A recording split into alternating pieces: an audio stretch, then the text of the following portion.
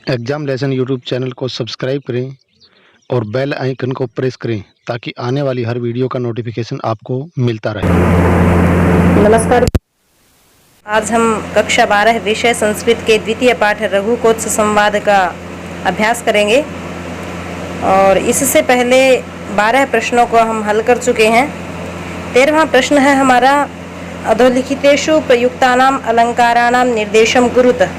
निम्नलिखित में प्रयुक्त अलंकारों का निर्देश कीजिए। नीचे दो जो श्लोक दिए गए हैं उनमें हमें अलंकार बताने हैं कि किस श्लोक में कौन सा अलंकार है।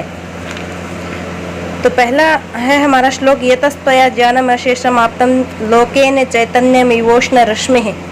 अब इसमें इसकी साधारण सी पहचान मैं आपको बता दूं कि ये जैसे उपमा अलंकार का उदाहरण है, उपमा अलंकार है इसमें। और उपमा अलंकार की संस्कृत में पहचान है इव शब्द आना। इव का अर्थ है यहाँ के समान, के तुल्य। और हिंदी में कहें तो इसकी पहचान हो जाएगी जैसे सा से सी, इव, लो, सम, तुल्य। ये जहाँ शब्द हो हिंदी में सा से सी, इव और सम, समान, तुल्य, ये सब शब्द जहाँ हो वहाँ उपमा अलंकार होता है। जैसे पहेली सा जीवन है व्यस्त, नयन तेरे मीन से हैं, तारिका सी तुम दिव्याकार। बहुत सारे उदाहरण हैं जैसे जिसमें सा से सी, ये तीनों उदाहरण मैंने बताए हैं अभी। जैसे पहेली सा जीवन है व्यस्त, तो पहेली जैसा, सा का अर्थ पहेली के समान। नयन तेरे मीन से हैं, से मीन से यानी कि मछली के समान। तुम्हारे नयन जो है आंखें, जो तुम्हारी आंखें जो मछली के समान है, यहाँ से शब्द से उपमा दी है और मछली के साथ तुलना की है। आगे तारिका से तुम दिव्याकार, इनके तारों के समान तुम दिव्य आकार वाली हो। तो सा से सी, इस प्रकार के जो शब्द जहाँ हो और इन शब्दों से जहाँ तुलना की जाए वहाँ उपमा अलंकार होगा।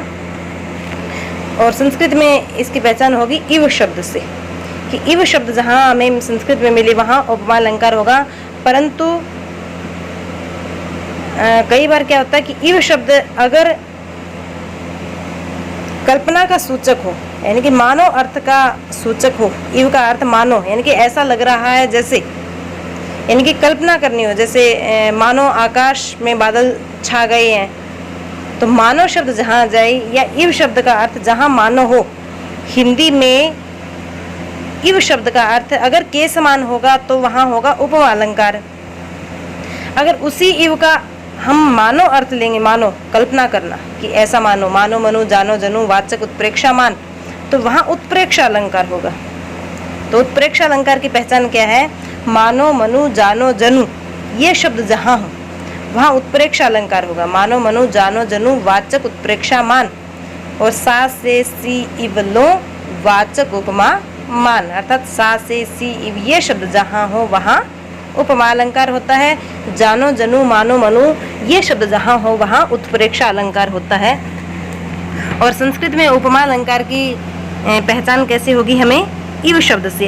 इव शब्द जहाँ हमें मिल जाए वहाँ मानो या जान लेना कि वहाँ अवश्य ही उपमा अलंकार है।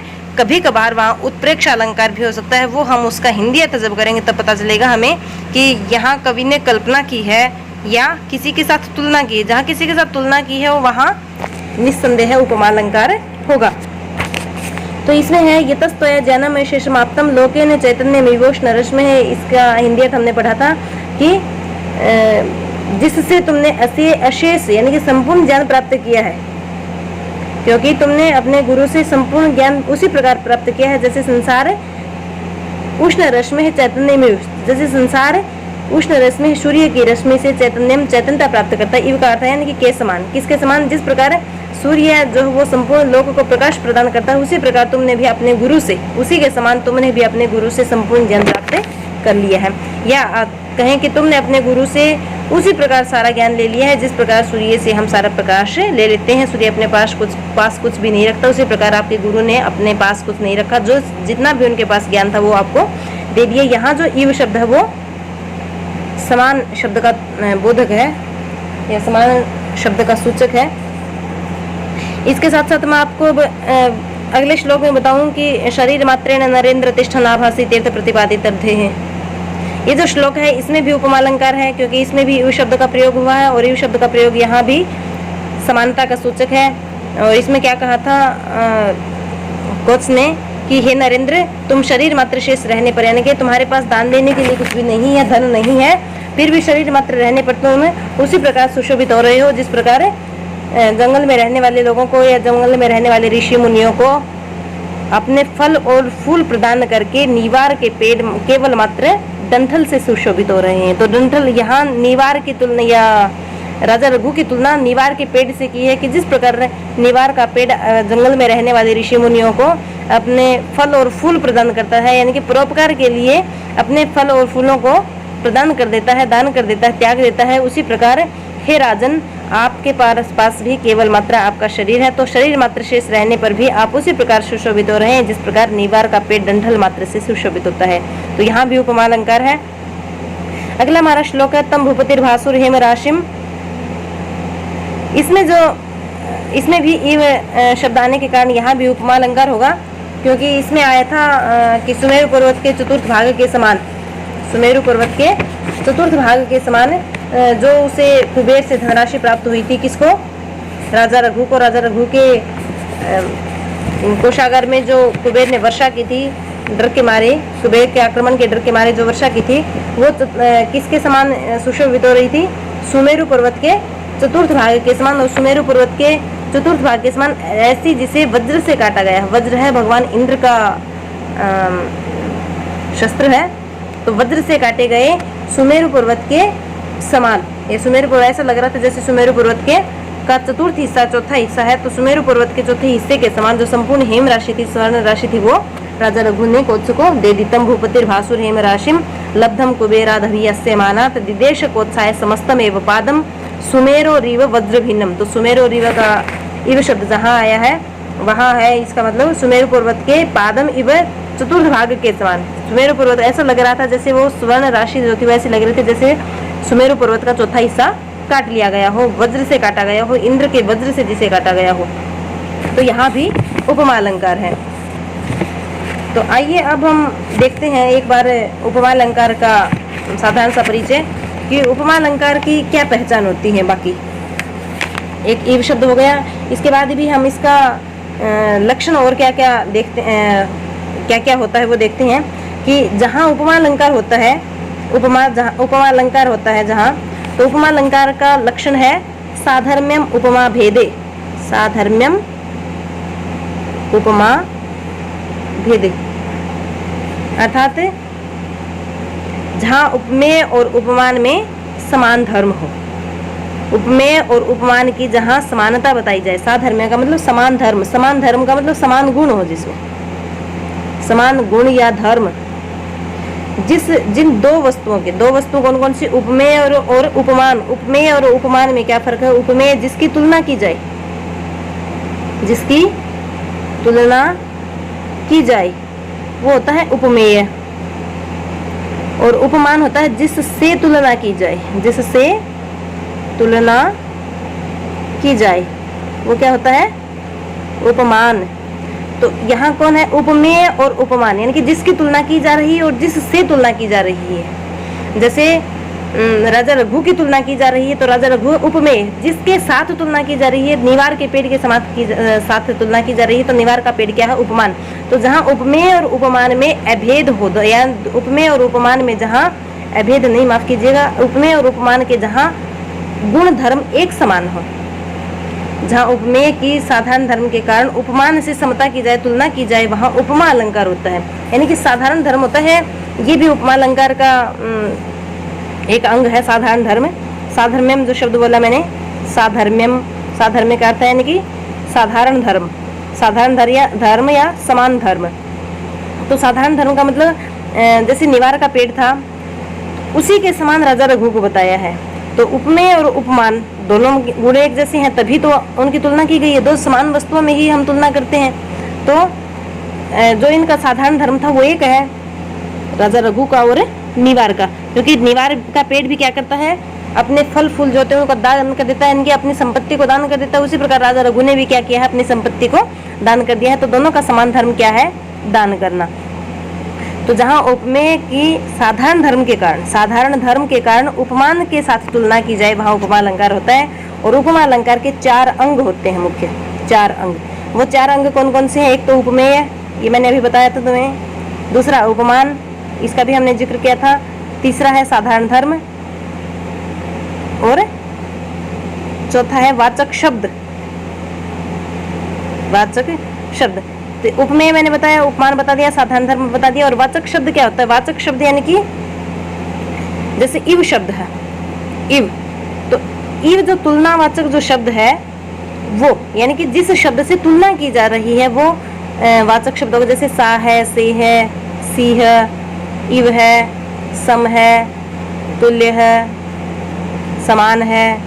ये शब्द क्या है? ये सारे वाचक शब्द हैं, यानी कि तुलनावाची जो शब्द होते हैं उनको वाचक शब्द कहते हैं। जैसे एक प्रसिद्ध सा उदाहरण है हिंदी का, पीपर पात सरिस मन डोला। तो पीपर पात सरिस मन डोला, ये उदाहरण है हमारा। जैसे तो इसमें क्या है, तन की यानी कि शरीर की, पीपर पात, पीपल के पत्ते के साथ तुलना की गई है। पीपल के पत्ते के समान हमारे शरीर को बताया है कि हमारा शरीर कैसा है, यानी कि हमारा मन, शरीर यहाँ मन को कह रही हूँ मैं। तो हमारा मन कैसा है? पीपर पात, पीपल के पत्ते के जैसा। तो पीपल के पत्ते के समान यहाँ तुलना की, पीपल के पत्ते के साथ तुलना की गई है, किसकी? मन की। तो मन क्या है? उपमेय है। और पीपर पात क्या है? उपमान है। जिसकी तुलना की जाए वो उपमेय है, और जिसके साथ तुलना की जाए वो उपमान। तो पीपर पात क्या है? उपमान। और मन क्या है? उपमेय है। और सरिस क्या है? सरिस यानी कि समान। सरिस का अर्थ है समान। ये भी हिंदी में ये शब्द भी आता है, एक सरिस है। तो समान ये क्या है हमारा? अभी बताया था मैंने, वाचक शब्द है ये वाचक शब्द हो गया। अब डोला शब्द बच गया, डोलना क्रिया। तो ये क्या है? साधारण धर्म है। ये दोनों का साधारण धर्म है, यानी कि पीपर का पत्ता भी उसी प्रकार चंचल है, डोलता रहता है, हिलता रहता है। उसी प्रकार हमारा मन भी डावाडोल होता रहता है, हिलता रहता है, गति करता रहता है। तो डोला ये जो शब्द है वो क्या है? साधारण धर्म है। और ये जो उपमा अलंकार है वो इसके 2 मुख्य भेद हैं। एक तो है पूर्णोपमा और एक है लुप्तोपमा। ये नाम से भी पता चलता है कि पूर्णोपमा में क्या होते हैं? 4 अंग होते हैं। यानी कि जैसे उदाहरण में जैसे 4 अंग हैं, जैसे पीपर पात सरिस मंडोला, अभी मैंने उदाहरण बताया, उसमें 4 अंग थे। उपमान भी था, उपमेय था, वाचक शब्द भी था, और साधारण धर्म भी था। और लुप्तोपमा का भी नाम से पता चलता है, इसमें कोई भी 1 या 2 अंग लुप्त हो सकते हैं। कोई भी 1 या 2 अंग लुप्त हो सकते हैं। इसमें कहीं साधारण धर्म नहीं मिलेगा तो कहीं वाचक शब्द भी नहीं होगा। तो इस प्रकार के जो उदाहरण होंगे वो होंगे लुप्तोपमा के उदाहरण। जैसे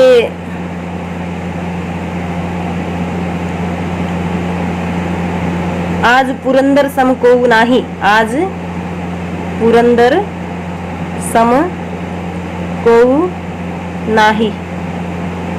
आज पुरंदर, पुरंदर जो वो इंद्र का पर्यायवाची है कि आज इंद्र के समान कोई नहीं है। तो इसमें क्या है? इसमें साधारण धर्म जो था, उपमान और उपमेय का जो साधारण धर्म था, वो साधारण धर्म लुप्त है। इसमें साधारण धर्म इसमें लुप्त है। तो ये कैसा उदाहरण हो गया? लुप्तोपमा का उदाहरण हो गया। निर्धन के धन से तुम आई, निर्धन के पास धन के समान तुम आई है। इसमें भी साधारण धर्म का लोप है, तो साधारण धर्म लुप्त होने के कारण ये भी लुप्तोपमा का उदाहरण होगा। अगला हमारा प्रश्न है 14वां, अधोलिखितेषु छंदः निर्दिश्यताम्, निम्नलिखित में छंद का निर्देश कीजिए। कि निम्न जो श्लोक है उनमें हमें छंद बताने हैं। अब छंद बताने के लिए, छंद सीखने के लिए हमें क्या करना है? सबसे पहले गणों का परिचय करना हो कि गण किसे कहते हैं, गण कौन कौन से होते हैं, गण निर्माण कैसे करते हैं, हम गणों की रचना हम कैसे कर सकते हैं। तो इससे पहले भी शायद आपने छंद पढ़े होंगे, तो मैं ज़्यादा विस्तार से न बता के आपको संक्षेप में बताऊंगी। जैसे यमाता राज भान से लगा जो सूत्र है हमारा, यमाता राज भान से लगा, इस सूत्र से आपने गण बनाने सीखे भी होंगे कभी। एक बार मैं संक्षिप्त में बता देती हूँ। जैसे हमारा पहला गण है यगण, ये से शुरू करेंगे हम यगण। यगण से आगे 3 ये से हम 3 अक्षर लिखेंगे, य, मा और ता। उसके बाद हमारा गण होता है अगला मा से मगन बन जाएगा, और फिर मैं से 3 अक्षर लिखेंगे हम मातारा, तो ये 3 अक्षरों का एक शब्द बन जाएगा मातारा। उसके बाद ता से हम शुरू करेंगे, ता से कौन सा बनेगा, गण बनेगा तगण, और तगण में कौन कौन से अक्षर लिखेंगे हम ता रा और जय। अब इन्हीं सूत्रों से, इसी सूत्र से हमें गण भी बनाने हैं, यानी कि लघु और गुरु का निशान लगाना है। ये लघु का चिन्ह है और ये गुरु का चिन्ह है, ये लघु का चिन्ह है और ये गुरु का चिन्ह है। तो लघु यानी कि ऐसा अक्षर जिसमें कोई दीर्घ मात्रा न हो। दीर्घ मात्रा यानी कि हमें ध्यान क्या रखना है, आ, बड़ी ई, बड़ा ऊ, बड़ी री, ए, ऐ, ओ, औ, औ और अह, ये जहाँ होंगे ये खुद हो या किसी व्यंजन के साथ हो, ये स्वर जो हो वो खुद प्रयुक्त हो या किसी व्यंजन के साथ प्रयुक्त हो, ये हमेशा क्या होंगे, दीर्घ होंगे अर्थात गुरु होंगे।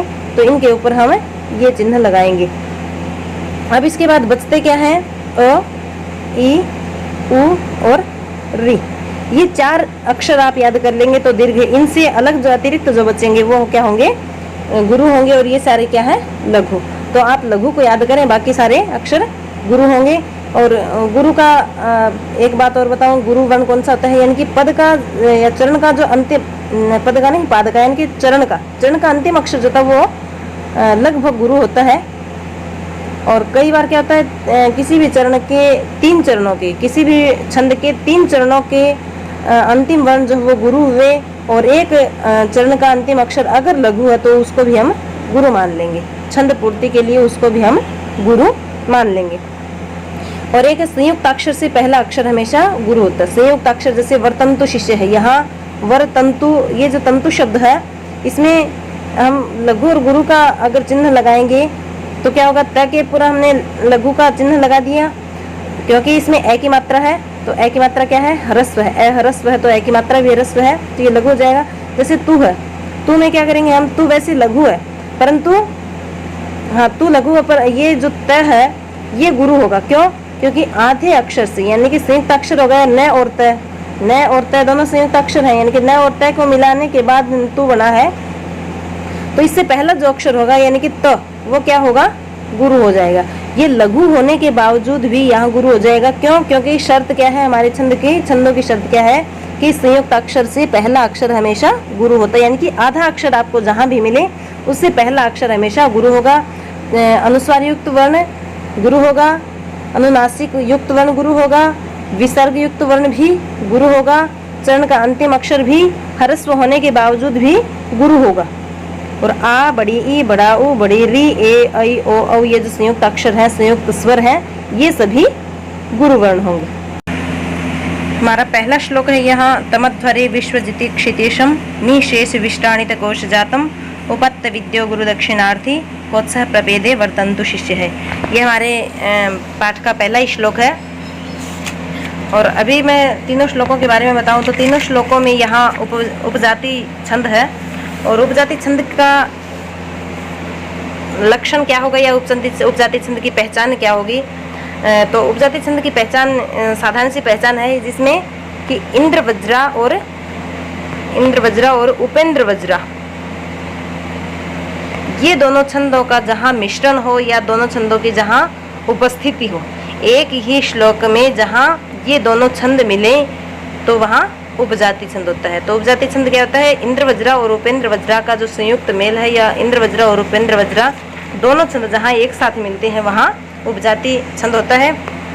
उपजाति छंद का लक्षण है अनंतरो दीरित लक्ष्म भाजव पादव यदि या उपजातयस्तः इत्थम केलान्यास्वापि मिष्टिताशु स्मरन्ति जातिष्वेदमेव नाम। यहाँ जैसे लक्षण है इसका, अनंतरो दीरित लक्ष्म भाजव, अनंतरो दीरित लक्ष्म भाजौ आदौ यदीया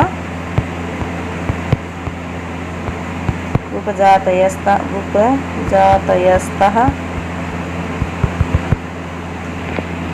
ये जैसे दो चरण हो गई इसके। तो इस पे हम इसी लक्षण पे हम अगर गण बनाएंगे तो भी हमें पता चल जाएगा कि किस पंक्ति में कौन सा छंद है।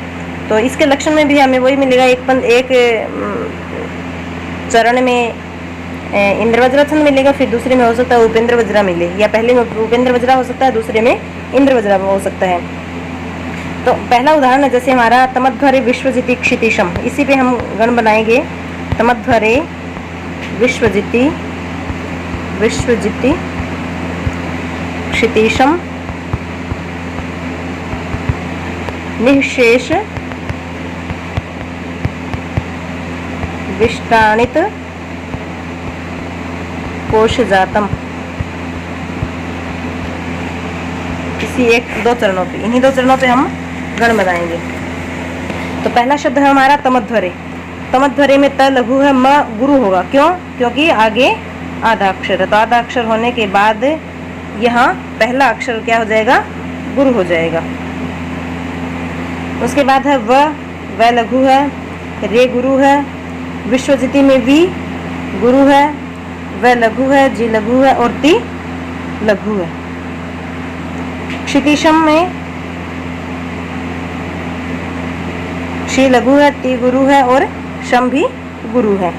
निःशेष विष्टाणित कोश जाता, निःशेष में नि ही गुरु है, शे गुरु है, श लघु है, विष्टाणित में वी गुरु हो जाएगा। क्यों? क्योंकि आगे श्टा है, श और र, इनकी श और र से श्टा बना है, तो ये संयुक्ताक्षर हो गए। संयुक्ताक्षर होने के कारण पहला वर्ण यानी कि वी क्या हो जाएगा? गुरु हो जाएगा। श्टा गुरु है ही खुद, नी लघु है, त लघु है, को गुरु है, श लघु है, जा गुरु है और त भी गुरु है। क्यों? क्योंकि उसके बाद आधा अक्षर है, तो आधे अक्षर से पहला अक्षर हमेशा गुरु होगा। तो गण में हम क्या करते हैं? 3-3 अक्षरों का जोड़ बनाते हैं। तो 3-3 अक्षरों को या 3-3 वर्णों को हम एक साथ कर देंगे। ये यहाँ तक विष्टाणी तक, त को श तक, फिर जा और तम। यहाँ तमध्वरे विश्व, हाँ यहाँ गलत हो गया, ये यहाँ तक होगा। फिर जिति और उसके बाद क्षितिशम का क्षी एक साथ होंगे, क्षितिशम का क्षी। और उसके बाद ती और शम जो है वो दोनों गुरु गुरु होंगे। यानी कि कोई भी हम गण बनाएं, कोई भी छंद बनाएं, तो छंद में हम जब गण रचना करें तो हम उसमें 3-3 अक्षरों को या 3-3 वर्णों का हमें लेना है। और उसके बाद भी अगर अंत में 2 या 1 वर्ण बचता है तो हम उसको अलग अलग करेंगे। क्यों?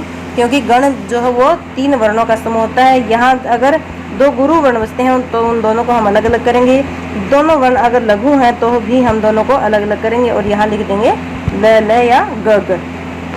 अब मान लो हमारे पास पहला जो था वो ये है, तो ये कौन सा गण बन जाएगा?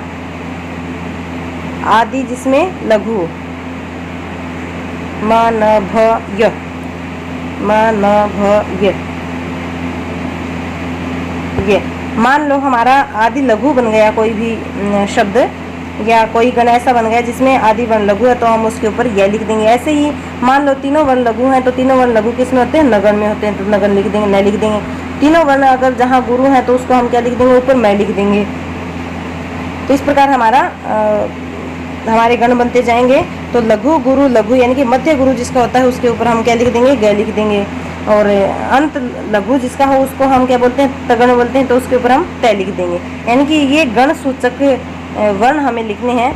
और गण सूचक वर्णों को लिखने के बाद इस प्रकार के कुछ इस प्रकार हम वर्णों को या गणों को मिला देंगे और उनको जोड़ने के बाद यानी कि एक जो पंक्ति है या एक चरण है उस पे हम पता कर सकते हैं। अगर मान लो जैसे इंद्रवज्रा का उदाहरण है, इंद्रवज्रा का लक्षण है स्याद इंद्रवज्रा यदि तव जगउग, तगण तगण जगण गुरु और गुरु ये वर्ण हो, यानी कि 3 3 6 3 9 और 2 11 वर्ण जहाँ होंगे वहाँ इंद्रवज्रा छंद होगा।